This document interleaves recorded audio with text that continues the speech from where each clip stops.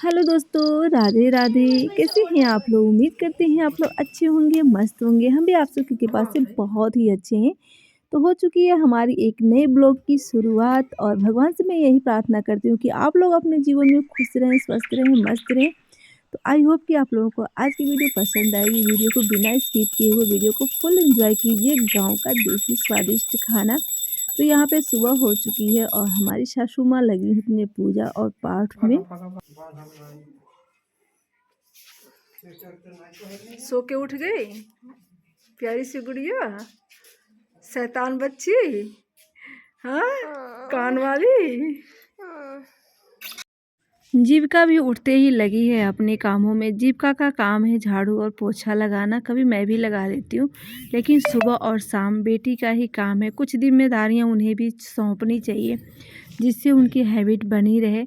और हम यहाँ पे अपना बेडशीट का चादर, कंबल का खोल वगैरह धो देती हूँ। मशीन तो मैं लाती रह गई, नहीं ले आ पाई। कुछ ऐसी सिचुएशन कभी कभी आ जाती है कि हम जो चाहते हैं वो नहीं कर पाते हैं। बस कुछ मेरी मजबूरियाँ रहीं। आई होप कि आप लोग समझ गए होंगे मेरी मजबूरी क्या ही हो सकती है। तो कुछ मेरी मजबूरी रही ना, तो इस बार मेरी प्लानिंग थी कि मैं मशीन लेके आऊँ, वॉशिंग मशीन, लेकिन नहीं ले आ पाई। जब हम कभी कुछ और सोचते हैं ना, कभी कुछ और हो जाता है। तो यहाँ पे हमने बेडशीट वगैरह भारी है, सब चीज़ तो मैंने निकाल दिया।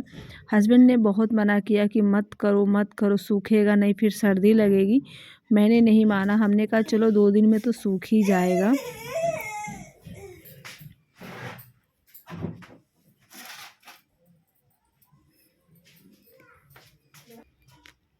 मैंने अपने तो निकाल लिए, बट उनके नहीं निकाल पाए। बहुत सारे यहाँ पे गर्म कपड़े हमने रख दिए हैं और हमने गर्म पानी भी कर लिए। गर्म पानी धोने में ना मेहनत भी कम लगती है और निरमा भी बहुत कम लगता है और आराम से धो भी जाता है, बिल्कुल साफ़ भी हो जाता है।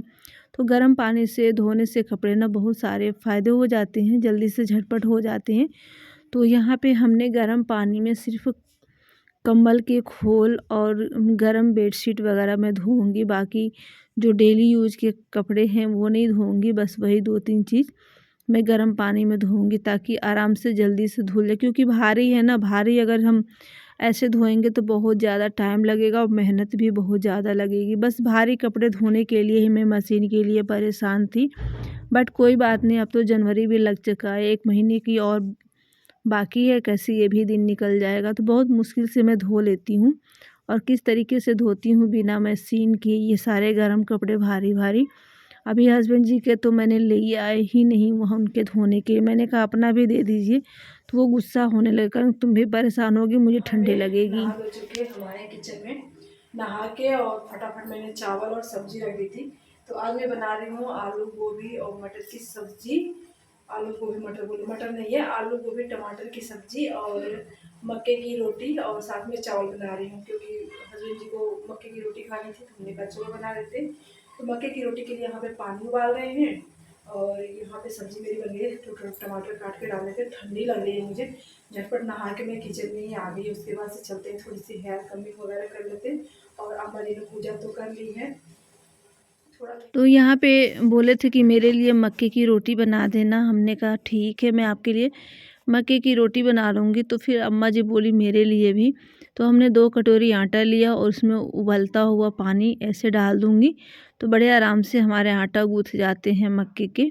तो हमने इसमें चम्मच के सहारे, मैंने इसको जब ठंडा हो गया तब जाके इसको हाथ से गूँथने के बाद से, और देखिए कितनी फूली फूली। मैंने बिल्कुल भी इसमें गेहूं का आटा नहीं मिलाया, सिर्फ और सिर्फ मक्के का आटा है। बहुत ही अच्छी बन जाती है रोटी, देख सकते हैं। और बहुत ही फूली फूली। पहले तो मुझे नहीं आता था बनाने, लेकिन अब आ गया। और बिना घी के ना अच्छी नहीं लगती है।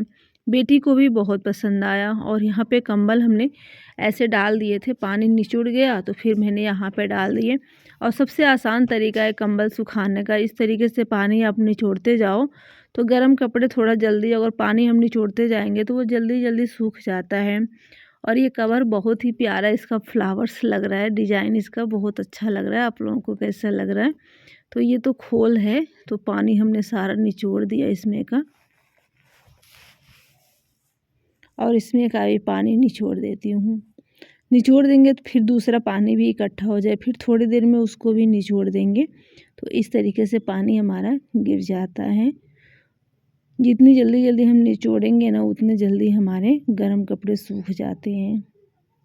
अब यहाँ थोड़ा सा कर लेते हैं रेस्ट। आज कंबल में कवर रही है ना तो जैसे लग रहा है कि ठंड लग रही है। ये कंबल, एक ये कंबल और एक ये कंबल, 2 कंबल हम लोग एक साथ ओढ़ते हैं और वो रहता है ना तो और अच्छा रहता है खोल उसका। तो वो अब तो आज है नहीं, अब देखते हैं। पानी निचोड़ दी हूँ और देखती हूँ सूखता है कि नहीं। हस्बैंड जी तो बहुत गुस्सा हुए थे कि ज़रूरी थोड़ी ना है, ज़रूरी ठंड से बचना है, तुम साफ़ सफाई करोगी तो खुद भी लगेगी ठंड। हाँ ठीक है, चलेंगे कल। जीविका जिद कर रही है कल अयोध्या जाने के लिए। देखते हैं। तो इसमें जब आराम करने के बाद से मैं उठी तो धूप हल्की हल्की सी हुई थी, फिर भी कपड़े नहीं सूखे। आधे कपड़े जो 2 दिन 3 दिन पहले के थे वो तो पहले वाले सूख गए, बट बाद वाले जो है ना वो मेरा हाथ ही इतना गीला है कि पता ही नहीं चल रहा कौन सूखा है कोई कौन नहीं। लेकिन जो मैंने भारी चीज़ धोए थे वो तो नहीं सूखा है। जो ये मैं उठा रही हूँ ये सारे कपड़े सूख गए हैं। जब चेहरे पर लगाती हूँ ना तो ठंड नहीं लग रही है। बाहर देख सकते हैं पीछे साइड में थोड़ी थोड़ी धूप हुई है, अच्छा लगा। साड़ी वगैरह सूख गई है। बहुत दिक्कत होती है, बहुत दिक्कत होती है, लेकिन अगले साल ये प्रॉमिस मैं ज़रूर पूरा कर लूँगी। अगले साल किसी भी हालत में मैं मशीन लेके ही रहूँगी। बहुत हो गया अब। वहाँ से मैं लेके आई तो नीचे मैंने यहाँ पे डाल दिया और ये रात भर में सूख जाएंगे, रात भर में अपने आप सूख जाएंगे। उसके बाद निकली मैं खेत के लिए। आज कुछ स्पेशल करना है। फावड़ा लेके जा रही हूँ मैं। फावड़ा लेकर चले खेत। फावड़ा भूल गए थे तो मैं लेके आई। आज हम लेके चलेंगे बथुआ और बनेगा शाम को बथुआ और सरसों का मिक्स साग और साथ में बनेगी मक्के की रोटी। तो ये ना गांव की सबसे फेमस रेसिपी पंजाब की है, लेकिन गांव में भी लोग ना साग के साथ मक्के की रोटी बहुत चाव से खाते हैं। तो आज हम बनाएंगे चूल्हे पे, मिट्टी के चूल्हे पे आज बनेगा। तो हाथ में ये सरसों है तो ये सरसों भी हम ले लेते हैं इस तरीके से। थोड़ा सरसों रहता है बथुआ में तो अच्छा लगता है। तो देखिए इतना सारा सरसों भी हो गया हमारे ताज़े ताज़े और साथ में इतना सारा सोया।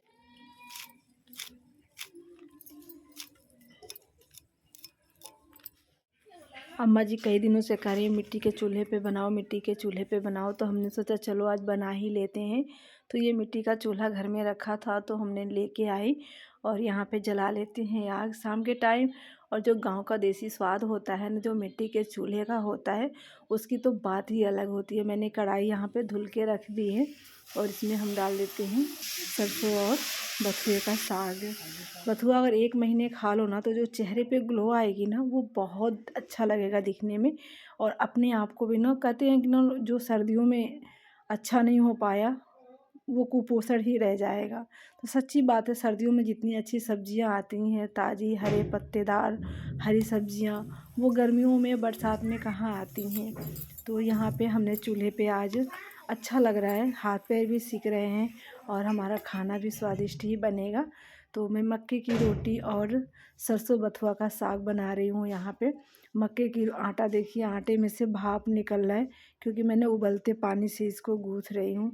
और इसे उबलते पानी से ही गूँथना चाहिए तब जाके ना थोड़ी सी उसमें बॉन्डिंग आती है तो अच्छा लगता है, हमारी रोटियाँ कम फटती हैं। साग को हमेशा हम उबालने के बाद ही दोबारा से छौंकते हैं। जो दोबारा से छौंका हुआ साग होता है ना उसका स्वाद बहुत अच्छा होता है। और जो हम तेल और लहसुन मिर्ची डालते हैं ना उससे लगता भी है कि हाँ इसमें कुछ पड़ा है। और साथ में हम छौंक देते हैं ना तो वो पानी के साथ साथ पता ही नहीं चलता कि वो सारे हमारे तेल और जो भी लहसुन मिर्ची का स्वाद था वो कहीं चला गया है।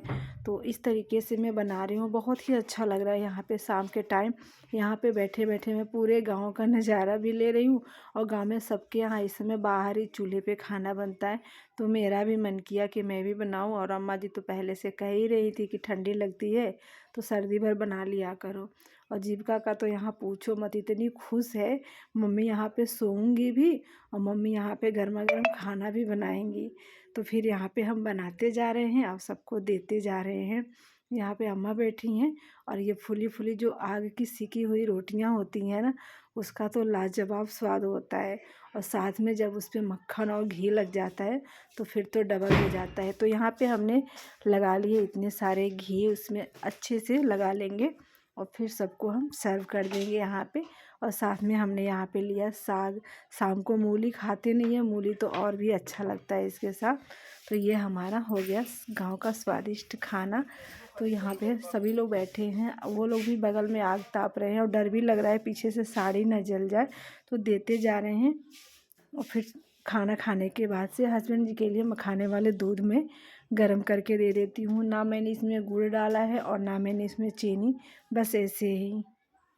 तो हम सभी ने आज मिट्टी के चूल्हे पे बनाया और अच्छा लगा मुझे, क्योंकि हाथ पैरों में सर्दी भी नहीं लगी और आराम से बनाते रह गए। अब अम्मा कह रही कि सर्दी में बनाया करो रोज़, लेकिन वही है ना, भाग दौड़ ज़्यादा करनी पड़ती है, यहाँ से वहाँ वहाँ से वहाँ, कुछ सामान घट जाता है, बच्चे सुनते नहीं जल्दी। अकेले कभी दौड़ के यहाँ आओ, कभी दौड़ के वहाँ जाओ, और सारा सामान लेके जाना वहाँ पे संभव नहीं है। तो थोड़ी भाग दौड़ करनी पड़ी, लेकिन जब रोटी हम चूल्हे में आग पे सेकते हैं ना, चाहे वो गेहूं का हो या फिर मक्के का, बाजरे का, चाहे जो कुछ भी हो, अच्छा लगता है। तो वो स्वाद कभी कभी ले लेना चाहिए। तो हमने कहा चलो अच्छा है, जब कह रही अम्मा तो बना देते हैं। और यहाँ पे सब लोग खा पी चुके हैं।